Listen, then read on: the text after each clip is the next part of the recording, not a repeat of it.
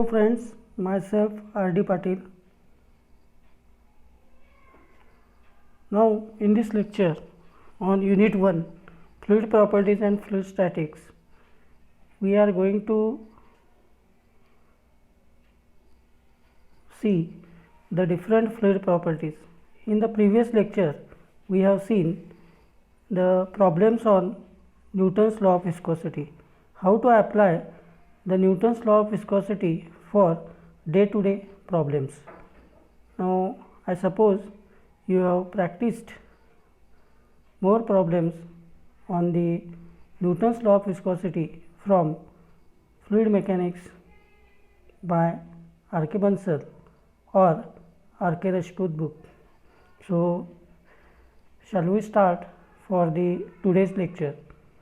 So the next property of the fluid is compressibility. Now you can define the compressibility as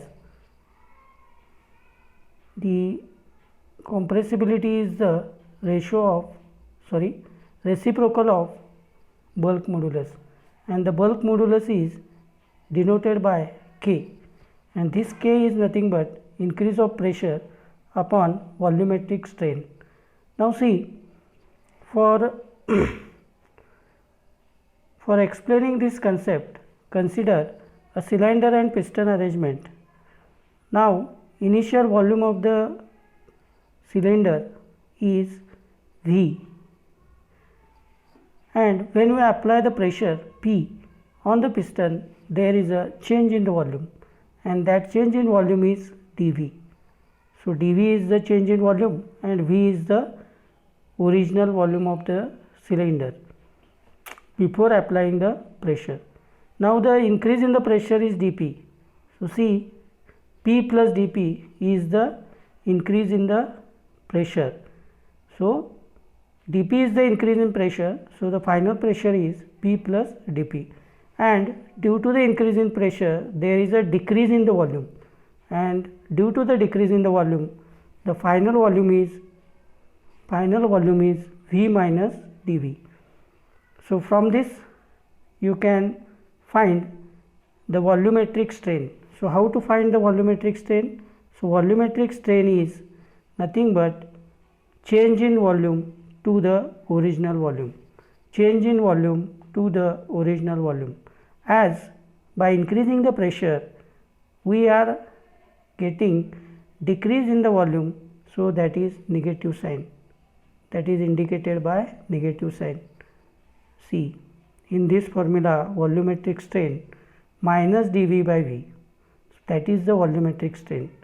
So negative sign means volume decreases with increase of pressure. Now you can define bulk modulus. So bulk modulus is increase of pressure upon volumetric strain. So finally you are getting increase in pressure is dP and volumetric strain is minus dV by V, and finally you are getting the equation as minus dP by dV into V. And the compressibility is the property of the fluid defined as it is equal to 1 by K. K means bulk modulus. So compressibility is the reciprocal of bulk modulus, and bulk modulus is the ratio of increase in pressure to the volumetric strain.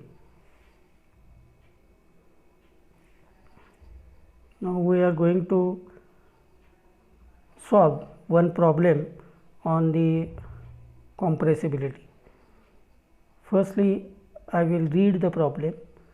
Determine the bulk modulus of elasticity of a liquid if the pressure of liquid is increased by 70 Newton per cm square to 130 Newton per cm square. The volume of the liquid decreases by 0.15%. Now first see the given data. Initial pressure is 70 Newton per cm square. Final pressure is 130 Newton per cm square, increased from 70 Newton per cm square to 130 Newton per cm square. Here it is given, increased from 70 Newton per cm square to 130 Newton per cm square. So the increase in pressure is 130 minus 70, that is 60 Newton per cm square. Now it is given that decrease in the volume is 0.15%. So decrease in volume is 0.15%, means 100. If you consider the original volume as 100%, then the decrease in volume is 0.15%. So bulk modulus is minus dV by V. Sorry, volumetric strain is minus dV by V. From that, we have to take dV as 0.15 and original volume as 100. So 0.15 upon 100, that is your minus dV by V value. Now the next is to find the bulk modulus K. So bulk modulus K is equal to dP divided by minus dV by V. Putting the values, you are getting the value for bulk modulus as 4 into 10 raised to 4 Newton per cm square.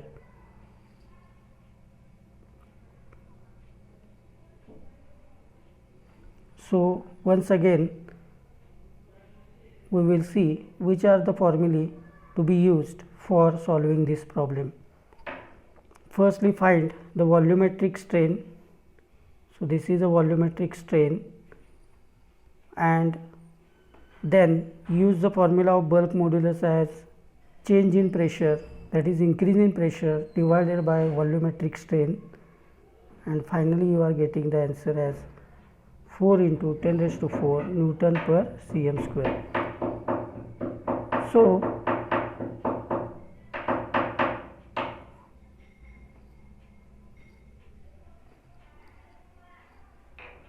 now the next property is surface tension. So scientifically it can be defined as when the two immiscible fluids comes in contact with each other at contact surface experiences a force called surface tension. Two immiscible fluids. So these two immiscible fluids may be gas or liquid, or both are liquid or both are gases. So there is a surface tension at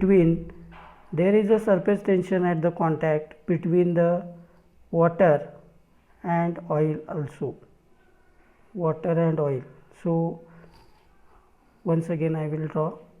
So consider a tank having a water at the bottom and oil at the top. Then at this contact surface there is a surface tension, and this oil is exposed to the gas.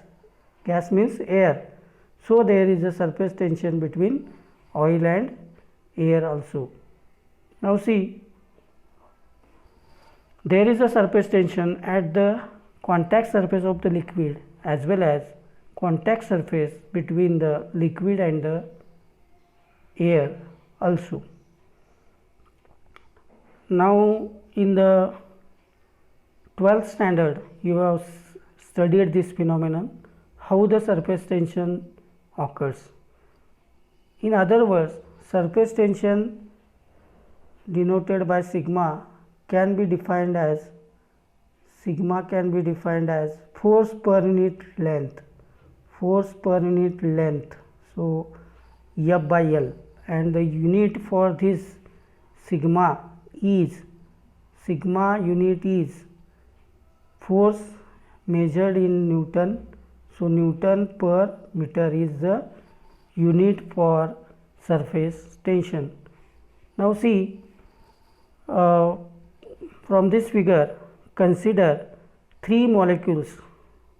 First molecule is A, second is B, and third is C. Now first molecule is at the center, B molecule is nearer to the center surface, and C molecule is at the free surface. Now you can see the cohesive force acting on these molecules. Now the A molecule is at the center, so the cohesive force is acting on the molecule from each side or around from the molecules around it. So it is equally attracted, so there is no any unbalanced force is acting. Now for the B also there is a force acting in the downward direction as well as in the upward direction, so it is also in the equilibrium condition. But for the C molecule, the force of attraction is in the downward direction, that is called as cohesive force between the molecules. So that force is acting in the downward direction, and this surface is acting under the tensile force, and this tensile force per unit length of the free surface is called as a surface tension.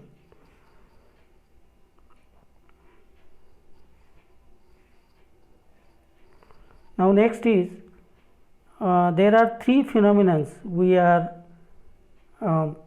experiencing in the nature due to the surface tension. So there is a formation of droplet, bubble as well as jet due to the surface tension. So first we are going to see the surface tension on the liquid droplet. So we are finding the expression for surface tension on the liquid droplet in terms of the pressure inside the droplet. Now see, the droplet is made up of a liquid having a liquid inside it. So liquid is there inside the droplet, that is called droplet. So there is a force, that is a surface tension force acting on the droplet. So the force is acting sigma, that is surface tension force is acting, and inside from inside there is a pressure intensity inside the droplet, and that is P. So P and sigma are acting opposite to each other. Now see, surface tension force is equal to, how to find this surface tension? This surface tension is acting on the circumference of the droplet having diameter d. Suppose d is the diameter of the droplet,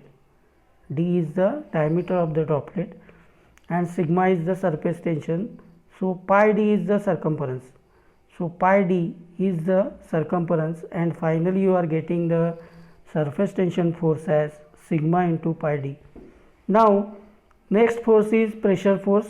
So that pressure force is P multiplied by cross sectional area, that is pi by 4 d square. So P is the pressure intensity acting inside the droplet, and P into pi by 4 d square. Now see, these are the two forces acting on the droplet. When these two forces will be equal and opposite at the time of equilibrium, you can write the equation as sigma pi d, that is surface tension force, and pressure force is P into pi by 4 d square. You can find the final relation will be P is equal to 4 sigma by d. Now see, you have to remember this problem solving, you have to use this relation for finding out either pressure or surface tension. So P is equal to 4 sigma by d is our final relation obtained. Now the next derivation is on surface tension on liquid droplet. So surface tension on liquid bubble, next derivation is for surface tension on liquid bubble. Now in case of bubble is having air inside the and air outside the bubble. So there are two surfaces for surface tension, air inside and outside. So inside and outside surface is there. For inside and outside surface is there for surface tension. So we have to double the force that is due to the surface tension. Actual force we have seen, that is sigma into pi d, and as the air comes in contact inside as well as outside of the bubble, we have to take twice sigma into pi d is the surface tension force, and the pressure force inside the droplet is P into pi by 4 d square, that is the pressure force. This is the pressure force. Now at equilibrium these two forces are equal. So P into pi by 4 d square into is equal to 2 into sigma into pi d.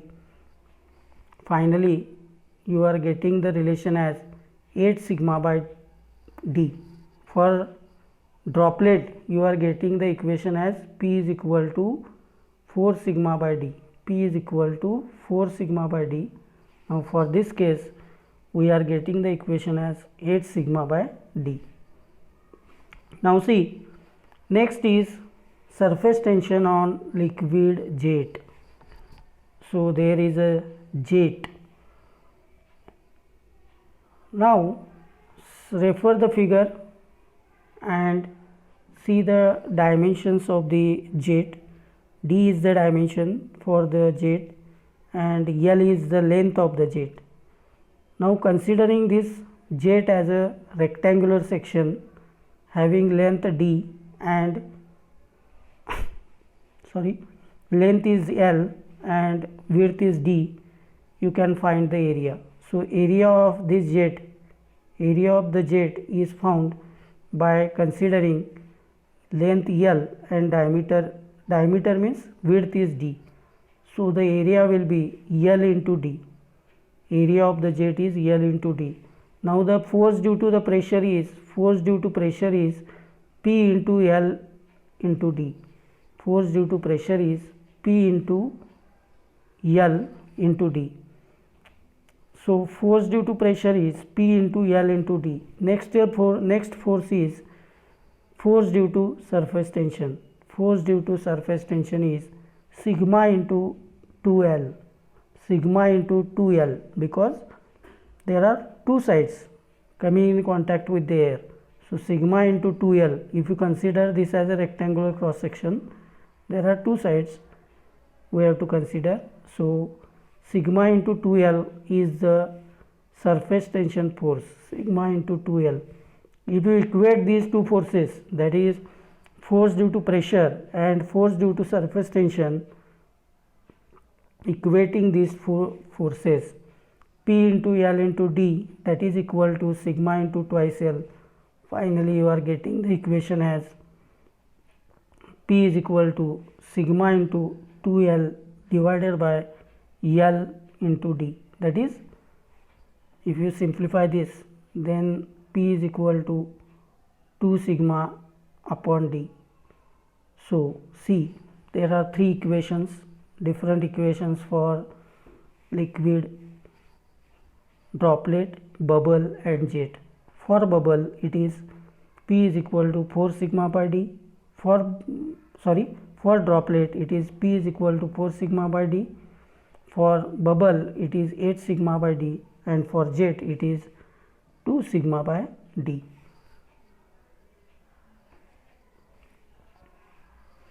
Now we are going to solve one problem on the soap bubble for finding out the surface tension.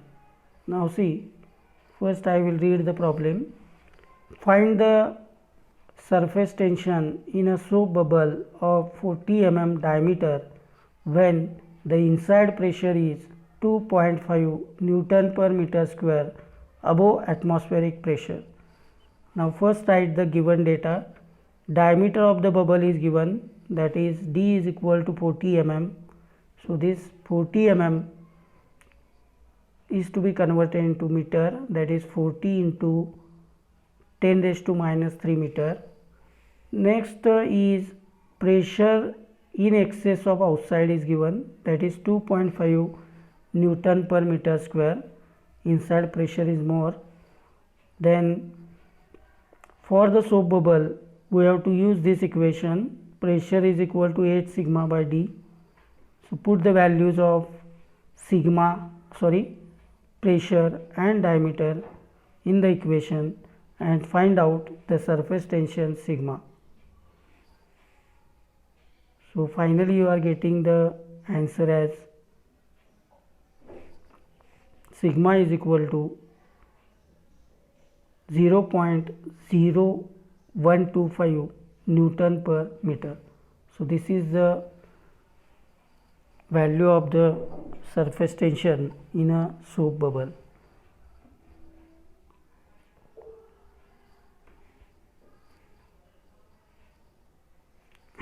Capillarity. Next property of the fluid is capillarity. Now for this, see the figure. In this figure a capillary rise is shown because there is a water inside the vessel. There is a water inside the vessel and this one is a capillary tube. This is the capillary tube. Now this is a meniscus formed in the capillary, that is concave shaped because water is present in the vessel. So when the capillary tube is immersed in a water vessel, there is a rise of the water inside the tube. This capillary tube is having very small diameter, almost 3 to 6 mm of diameter is there, that is called capillary tube. So there is a rise in the water level inside the capillary tube, that is H. Now this above portion of the water inside the capillary tube is exerted by experiences a surface tension. So this is a surface tension acting on the water inside the capillary tube, sigma, and theta is the angle of contact. Theta is angle of contact. So theta is the angle of contact. Here it is shown. This is theta. Theta is angle of contact. Now you can define this capillarity as when a small diameter glass tube open at both ends is dipped into a liquid like water, we find that liquid rises in a tube above the general level of outside liquid.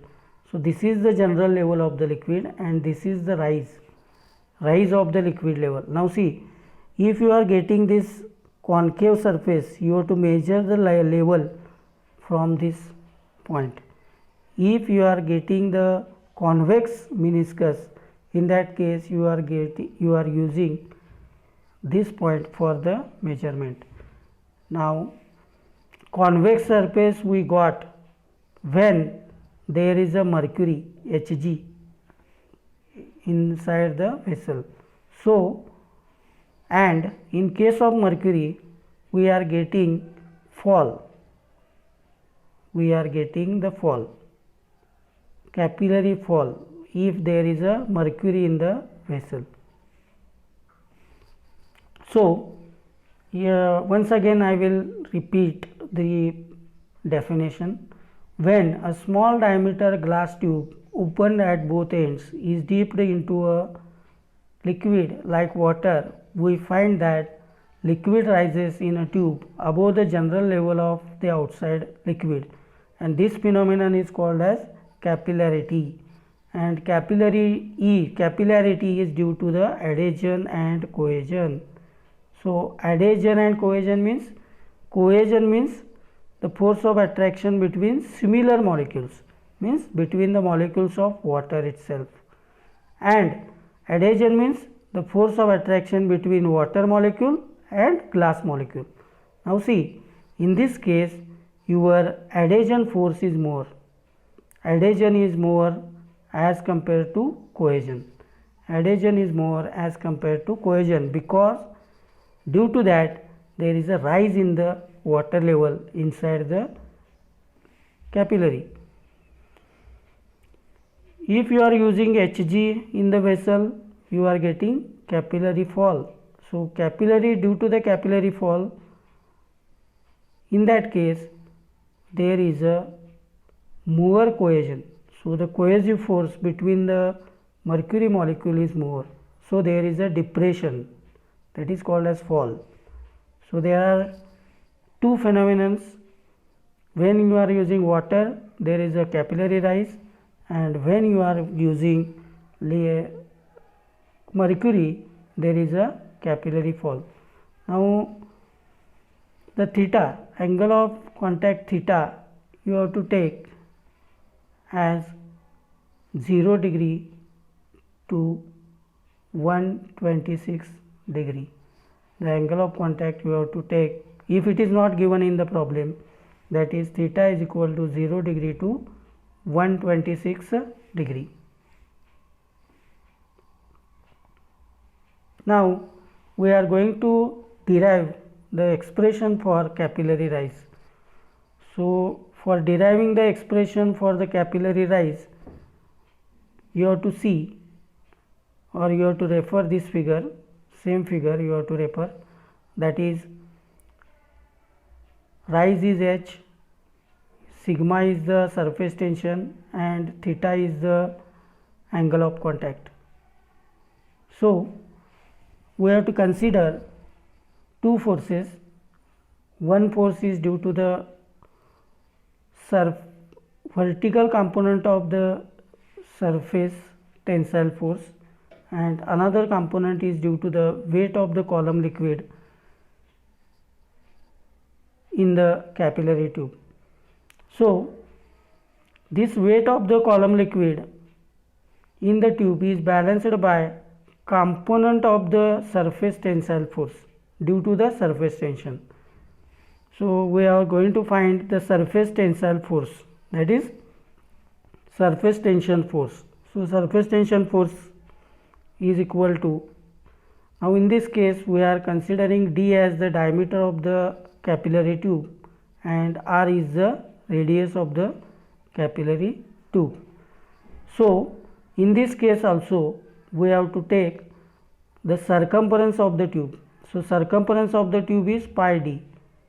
In other words, you can say it as 2 pi into r, 2 pi r, because d is nothing but 2r, d is nothing but 2r. So this is the 2 pi r, pi d, circumferential area you have to consider, and sigma cos theta into 2r is the vertical component of the force acting in the upward direction. Sigma cos theta into 2 pi r is the vertical component of the surface tension, and the weight, due to the weight of the liquid in the capillary tube, there is a downward force acting, and these two forces are balanced at the equilibrium.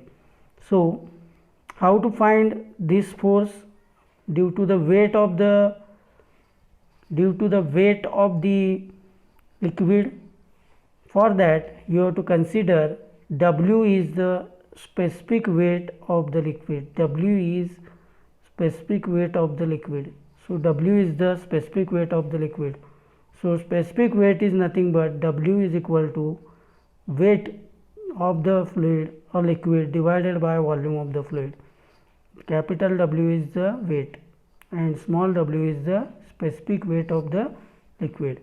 So if you multiply the specific weight by volume, and volume is nothing but pi r square is the area into h, that is the volume of the liquid in the capillary tube.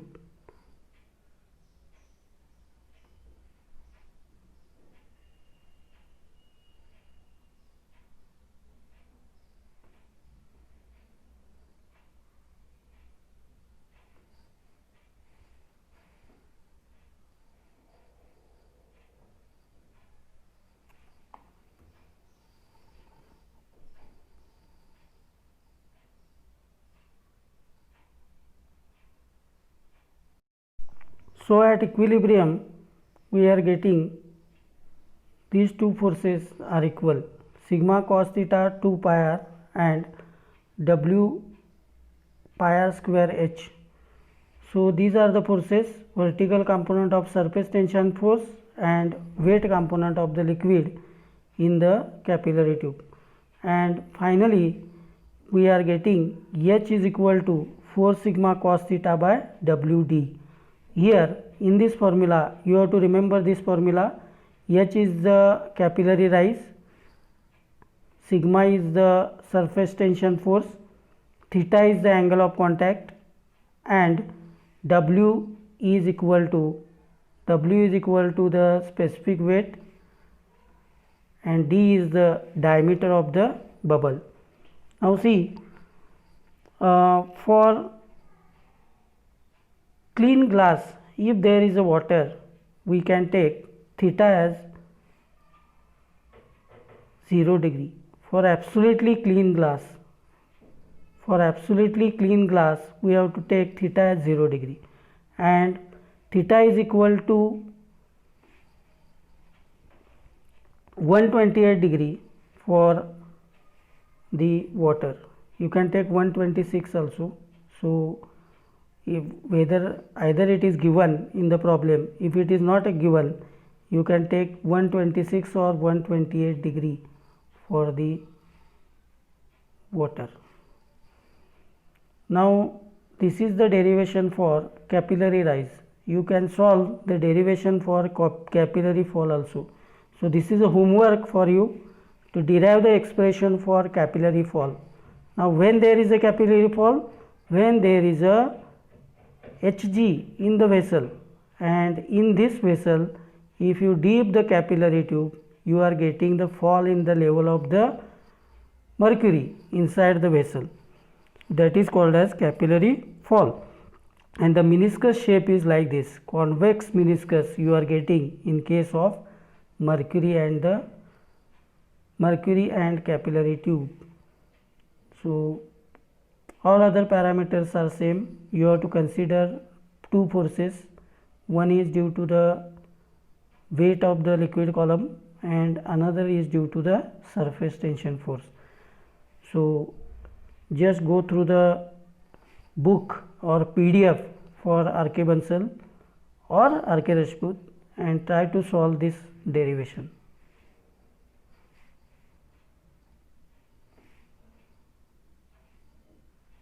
Thank you for listening the lecture carefully. If you have any questions, you can contact me through WhatsApp group or you can share your questions in the chat box.